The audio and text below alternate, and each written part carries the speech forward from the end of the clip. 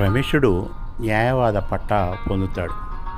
తండ్రి బలవంతంపై తాను ఎంతగానో ప్రేమించిన హేమానళిని కాదనుకొని సుశీల అనే ఆవిడని పెళ్ళాడి తిరిగి వస్తుండగా నౌక ప్రమాదంలో ఇరుక్కుపోతాడు. తాను మేలుకు వచ్చిన తర్వాత తను కాపాడిన యువతి తన భార్య సుశీల కాదని కమలాదేవని తెలుసుకొని ఆవిడను ఒక స్కూల్లో చేర్పించి తాను తిరిగి కలకత్తా నగరానికి చేరుతాడు. కలకత్తా నగరంలో ఆ నాడాబాబు హేమానళిని కోరికతో తన పాత ఇంటికి చేరుకుంటాడు. తర్వాత ఇక మీరే చూడండి. హరిదాసి నవలలోని యోగ్యుడు. రమేషుడు వెంటనే తన పాత ఇంటికి మారిపోయాడు. ఎందుకంటే అతని మనసులో ఉన్న అపోహ తొలగిపోయింది. హేమనళిని అన్నాదబాబు మునుపటి వలనే తనను తమ ఇంటివాడిగానే భావించి పండగలకు ప్రత్యేక సందర్భాలకు పిలుస్తున్నారు. మునుపటి వలనే అరమరికలు లేకుండా సంభాషణలు చమత్కారాలు ఉండడం వల్ల పాత ఇంటికి తన మకం మార్చగలిగాడు. హేమనళిని చదువులో పూర్తిగా మునిగిపోయి చాలా సన్నబడి పెద్ద గాలి వీస్తే పడిపోతుందేమో అన్నట్టుగా తయారైంది. స్నేహితురాళ్ళు ఈ విషయం ఆమెకు చెప్పాలంటే భయపడి చెప్పలేకపోయారు. హేమనళినికి అందంగా అలంకరించుకోవాలని కానీ మంచి బట్టలు కట్టుకోవాలని కానీ ధ్యాసే లేదు. అయినా ఈ విషయాలు ఆమె ఎవరి దగ్గర మాట్లాడలేకపోయేది. రమేషునికి కూడా తన మీద తనకు శ్రద్ధ తగ్గిపోయింది. మనసుకు నచ్చినట్టు కూడా ఉండట్లేదు. రోజులు, వారాలు, నెలలు గడుస్తున్నాయి. అతను పూర్తిగా పుస్తకాలు చదవడం, హేమనళినికి వేదాంతం మొదలైనవి బోధించడంలోనే మునిగిపోయాడు. కానీ మునుపటి కంటే కొద్దిగా నయం. ఎందుకంటే విద్యాపరమైన చర్చలలో అతని విజ్ఞానం, అతని మాట తీరు ఆకట్టుకునే తీరుగా ఉన్నాయి. కానీ ఇతరుల వలె వస్త్రధారణ చేయడమో తలకు సుగంధ నూనెలు వాడడమో చేసేవాడు కాదు. అయినా అతని చురుకైన నడత అతడు యోగ్యుడు వలె కనిపించేవాడు. కలకత్తా నగరం. కలకత్తా నగరం ఎక్కువగా విస్తరించడం వల్ల పాత కలకత్తా, కొత్త కలకత్తా నగరాలు అని పిలుస్తున్నారు. పాత కలకత్తాలో చక్కగా రోడ్డుకు ఇరువైపులా చెట్లు, పువ్వులు, పొదలు, అక్కడక్కడ ఉద్యానవనాలు, చక్కటి భవంతులు, లలిత కళా వేదికలు, రంగస్థల నిపుణులతో, గాయకులతో, తబలా, హార్మోనియం వంటి వాయిద్య కళాకారులతో చాలా సందడిగా ఉండేది. ఎప్పుడైతే కర్మాగారాలు వచ్చి ఉద్యోగావకాశాలు పెరిగి దానికి తోడు ట్రామ్ బండ్లు తగ్గిపోయి ఇంజన్ రైళ్లు వచ్చి అక్కడక్కడ చిన్న తగాదాల వంటివి ఏర్పడి పోలీసుల అవసరం ఏర్పడడం, దానికి గాను రక్షక భటులు నగరం నిండా తిరగడంతో కలకత్తా నగరం యొక్క రూపురేఖలు మారి కళలకు వెనుకబడిందని చెప్పవచ్చు. రమేషుడు ఉండే ఇల్లు, హేమనళిని ఉండే ఇంటి చుట్టూ ఎదురుగా పక్కన కాఫీ గింజల, తేయాకు దుకాణాలు ఉన్నాయి. పాత వ్యాపారస్తులు ఇంకా ఏవేవో దుకాణాలు ఉన్నాయి. అయినా తోటలోని ఇండ్లలో ఉన్నట్టే హేమనళిని, రమేష్ల మధ్య సాన్నిహిత్యం పెరుగుతున్నది. ఉద్యానవనాలలో వలనే వారి ప్రేమకు ఛాయ్ మరకలు పడ్డ మేజా బట్ట ఉన్న చిన్న ఛాయ్ బల్లనే ఇద్దరికీ సమావేశ స్థలం. ఆ మేజా బల్ల కూడా అన్నాదబాబుదే. హేమనళిని చిన్న మాట మాట్లాడిన చిరు పలకరింపైన రమేషునికి ఎంతో సంతోషం కలుగుతున్నది. ఆ మాటల పూతోటలో అతను విహరిస్తాడు. అతనికి చక్కని పద్మాలున్న సరస్సు కన్నా ఆమె ముఖంలో నుండి వెలువడే ఆ మాటలు, ఆ చిరునవ్వు అతన్ని ఎక్కువ సంతోషపెడుతుంది. హేమనళిని పమిట సవరించుకున్నప్పుడల్లా పునుగు పిల్లి ఒళ్ళు విరుచుకొని తన వీపును విల్లువలె వంచి రోమాలు నిక్కపడుచుకున్న ఆ దృశ్యమే అతని కళ్ళ ముందు కదులుతుంది. హేమనళిని తాను పరీక్షలు రాయాలని గట్టి నిర్ణయం తీసుకోగానే అంతవరకు తాను నేర్చుకుంటున్న కుట్లు, అల్లికలు వాటి పనిని వద్దనుకొని ఆపేసింది. ఎందుకంటే రమేషుడు కూడా ఆ పని అంత ఉపయోగమైనది కాదని, చాలా తెలివైన హేమనళిని చదువులోనే రాణించాలని అతని ఉద్దేశం. అందుకే వద్దన్నాడు. సామాన్యంగా కలకత్తాలో ప్రతి మహిళ కుట్టుపని తప్పక నేర్చుకునే ఆచారం ఉన్నా కూడా రమేషుడు ఏమనేవాడంటే, చదువు రాని వారికి చదువుకోలేని వారికి కుట్టుపని సరైనదే, కానీ నీకెందుకు అని హేమనళిని మీద చిరాకు పడేవాడు. హేమనళిని ఒక చిరునవ్వు నవ్వుతూ సూదిలోనికి దారం ఎక్కించేది. ఒకసారి అక్షయుడు రమేష్ని ఎగతాళి చేస్తూ, ఎంత గొప్ప కవి అయినా, ఎంత గొప్ప జ్ఞాని అయినా రమేష్ బాబు పట్ల కొంచెం నిర్లక్ష్యంగా ఉంటే ఎంత ఉపయోగపడేదైనా దానికి దూరంగా ఉంటాడని అన్నాడు. ఈ మాటలతో రమేషుడు అతనితో వాదన చేయడానికి సిద్ధపడ్డాడు. కానీ హేమనళిని ఎందుకు అక్షయునితో వాదన చేయడం, అర్థం లేని శుష్క వాదన చేస్తాడు, అదేమైనా పనికొచ్చేదా అంటూ తను కుట్టుతున్న పట్టుబట్టను యథావిధిగా కుడుతూనే ఉంది. ఒకరోజు ఉదయమే రమేషుడు హేమనళిని ఇంటికి వచ్చి చదువుకునే గదిలోనే ఎప్పుడూ కూర్చొని చదువుకునే బల్ల దగ్గరికి వచ్చి నిలబడ్డాడు. అతనికి బల్ల మీద పట్టుబట్టలతో పాటు డిజైన్లు గీసిన పుస్తకం మరియు బల్ల మీద పరిచే బట్ట మీద మంచి పూల డిజైన్తో కుట్టి ఒక మూలన ఆర్ అనే అక్షరం ఉన్నది. అది ఎవరి కోసం కుట్టబడిందో, ఎవరు కుట్టారో క్షణంలో అర్థం చేసుకున్న రమేషుడు అందమైన మేజా బల్ల మీద బట్టపై కుట్టిన అందమైన కుట్టు పనికి ఆశ్చర్యపడి, అంతదాకా తాను కుట్టుపని వ్యర్థమని, అంత ఉపయోగపడేది కాదనుకున్నాడు. అది కాలాయాపన అని అతనికున్న భావం క్షణంలో మార్చుకున్నాడు.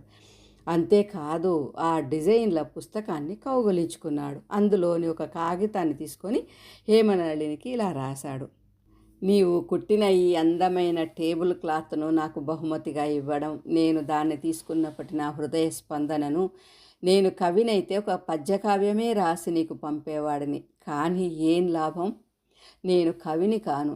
అట్లని నేను లేని విషయాన్ని ఉన్నవట్టు చెప్పేవాడిని కూడా కాను. నా కొరకే ఇది నీవు కుట్టావని గ్రహించినప్పుడు మాత్రం ఇచ్చిన వారిని కృతజ్ఞతాపూర్వకంగా తాకి కృతజ్ఞతలు తెలియజేయవచ్చు. కానీ ఎందుకనో అలా చేయలేను. అందుకే ఈ 4 మాటలు. ఈ బహుమతి నేను చూసినప్పుడు ఆ దేవదేవుడే ప్రత్యక్ష సాక్షి కాబట్టి నా భావం ఎవరికీ తెలిసే వీల్లేదు. ఇప్పుడు నీ రుణం తీర్చుకోలేని వాడు రమేషుడు. హేమనళిని ఆ ఉత్తరం చూసి చదివింది, కానీ ఆ ఇద్దరు దాని గురించి మళ్ళీ మాట్లాడనే లేదు. వర్షాకాలం మొదలైంది. వర్షం పడితే గ్రామాలలో చాలా లాభాలే ఉంటాయి. వ్యవసాయ పనులు మొదలు పెట్టవచ్చు. కానీ పట్టణాలలో వర్షం కొంచెం ఇబ్బంది కలిగించి జనజీవనం కొంత అస్తవ్యస్తం అవుతుంది. అయినా దాని కొరకు కలకత్తా వంటి నగరాలు చాలానే ఏర్పాట్లు చేసుకోవాల్సి వస్తుంది. వర్షాకాలం రాకముందే ఇంటి కప్పులను సరి చేయించుకోవడం, ఇంటి కిటికీలకు అద్దపు తలుపులను బిగించుకోవడం, మూలకు పడేసిన గొడుగులు సక్రమంగా ఉన్నాయా లేవా అని సరిచూసుకోవడం, ట్రామ్ బండ్లలో ప్రయాణించే వారి కోసం తడవకుండా టార్పాలిన్ వంటి పరదాలు కట్టడం, ఇలా ఎన్నో ఏర్పాట్లు చేయాలి. అయినా తడిచేవారు, బురద చిమ్మిన బట్టలతో ఇంటికి చేరేవారు కూడా ఎక్కువ మందే ఉంటారు. నదులు, పర్వతాలు, అడవి ప్రదేశాలు మాత్రం వర్షాన్ని ఆనందిస్తాయి. చిక్కటి నల్లటి మబ్బులు ఆకాశంలో అలా తిరుగుతూ, వాటికి తోడు మేఘగర్జనలు చేయడంతో ఆ చప్పుళ్లకు భయపడుతూ మింటికి మంటికి ఏకధారగా పెద్ద చప్పుడుతో కురుస్తున్న వాన చప్పుడు చాలా ఎక్కువగానే ఉంది. వయసు పైబడి స్థూలకాయంతో ఉన్న అన్నాదబాబు ఈ ఎడతెగని వానకు అతని జీర్ణాశయం సరిగా పనిచేయక అవస్థపడుతున్నాడు. కానీ ఆ వాతావరణం, ఆ వర్షపు ధారలు, ఆ ఉరుములు, మెరుపులు రమేషుడు హేమనళిని చాలా ఉత్సాహంగా ఆనందిస్తున్నారు. రమేషుడు వానలో కోర్టుకు బయలుదేరుతుంటే, రమేష్ బాబు, ఇంత వాన ఈ చలిగాలిలో తిరిగి ఇంటికి ఎలా వెళ్తారు అని దిగులుగా అడుగుతుంది హేమనళిని. పర్వాలేదు, ఏదో ఒకటి ఏర్పాటు చేసుకుని వెళ్తాను అని రమేషుడు బదిలిచ్చేవాడు. ఎందుకు చెప్పండి ఇంత వర్షంలో పోవడం, తడిసి ముద్దై జలుబు తెచ్చుకొని బాధపడడం అవసరమా? దానివల్ల నీకు కలిగే ఆనందం ఏమిటి? ఇంట్లోనే ఉండి మాతో పాటు కలిసి భోజనం చేయండి అని అభిమానంగానే ఆజ్ఞ జారీ చేస్తుంది. అసలు ఇంతవరకు రమేషుని బంధువులు ఎవరూ అతని ఆరోగ్యం పట్ల అంత శ్రద్ధ చూపేవారు కారు. ఈ విధంగా ఆలోచించిన వారు లేరు. రమేషుడు కూడా ఎన్నడూ తన ఆరోగ్యం పట్ల అంత శ్రద్ధ చూపింది లేదు. కానీ హేమనళిని ఇలా ఆజ్ఞాపించడం వల్ల తన ఇంటికి వెళ్ళలేకపోయేవాడు.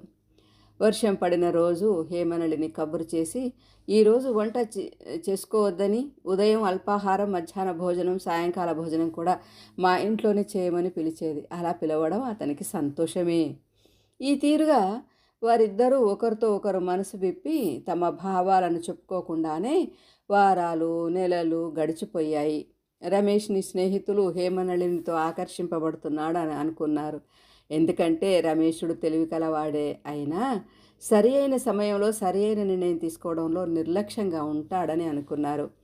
రమేషుడు తన మనసులో హేమనళిని పట్ల ఏ భావం ఉన్నదో చెబుతాడని అన్నాదబాబు ఎదురు చూస్తూ ఉంటాడు. కానీ అలా ఎప్పుడూ అతను చెప్పలేదు. సంగీత సాధన. రమేషునికి సంగీతం అంటే అంత ఇష్టం ఉండేది కాదు. అంతేకాకుండా ఆయన గాయకుడు కూడా కాదు. కానీ ఎవరన్నా పాడితే మటుకు చక్కగా బాయు బహాన్ పోరా బైనా అని వింటాడు.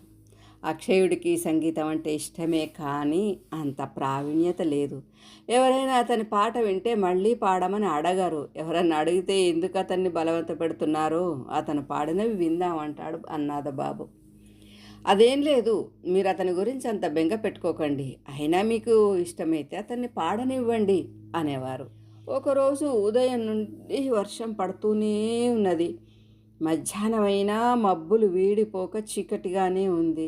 క్రమంగా రాత్రి కాబోతున్నది. వాతావరణం ఆ విధంగా ఉండటంతో హేమనళిని ముందు కూర్చొని బెంగాల్ ప్రాంతంలో పాడుకునే తేలికైన రాగంలో ఒక వర్ణాన్ని వాయిస్తూ ఉన్నది. అక్షయునికి కూడా సంగీతంలో ప్రవేశం ఉండటంతో అతను తన ఫిడేల్ను శృతి చేసుకొని హిందుస్థానీ బాణిలో హేమనళిని హార్మోనియంకు అంతగా వాయించటం మొదలుపెట్టాడు.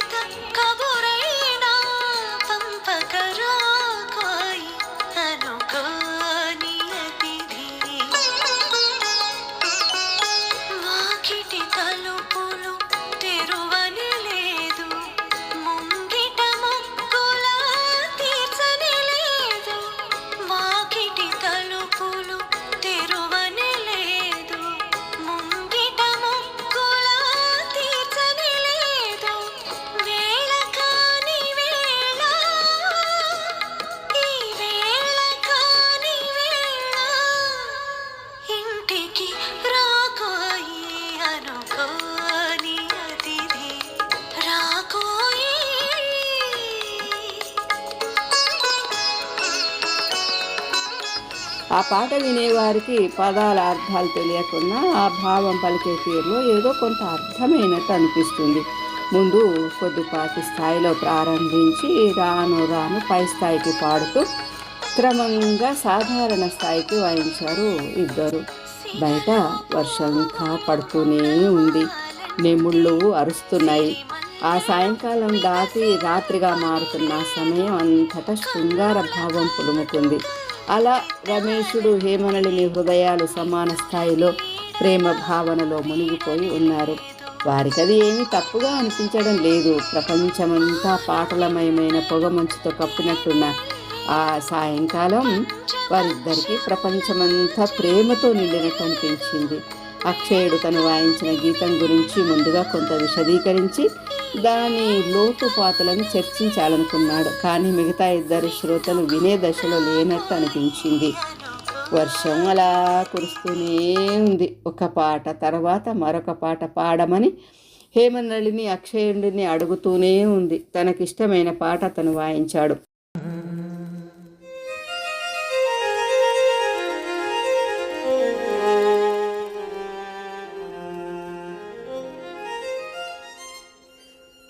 పాడాలని ఉన్నది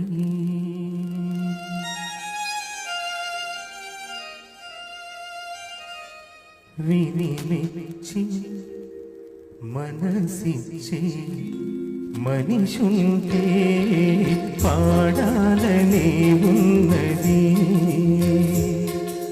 విని మెచ్చి మనసిచ్చే మనిషుంటే పాడాలనే ఉన్నది.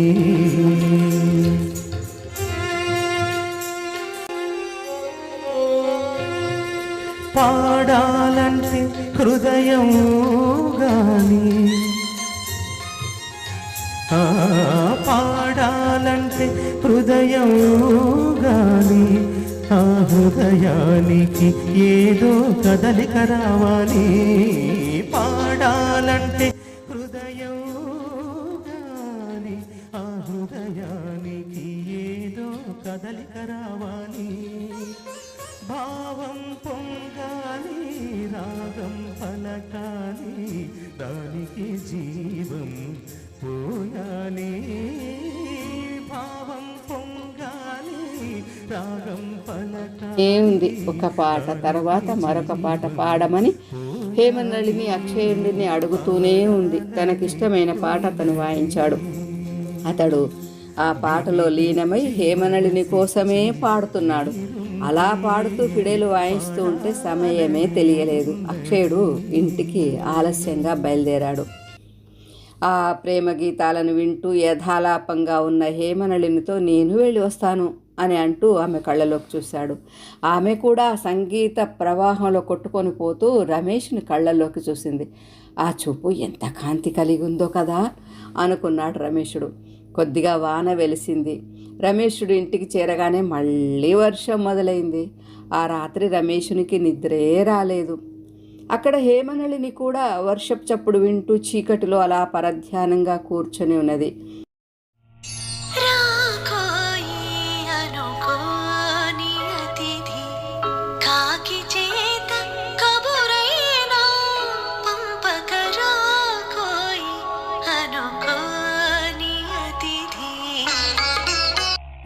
ఆ పాటని మళ్ళీ మళ్ళీ పాడుతూ గొణుగుతున్నది హేమనళిని. మర్నాడు రమేషుడు నాకు సంగీత పరిజ్ఞానం ఉంటే ఎంత బాగుండును, అయినా సంగీతం పుట్టుకతోనే భగవంతుని వరప్రసాదంగా అవ్వాలి, కానీ సాధన చేయడం వల్లనో నేర్చుకుంటేనో గాయకులు కాలేరు, కానీ పాడలేకపోయినా ఏదైనా వాయిద్యమైనా నేర్చుకోవాలి అని అనుకున్నాడు.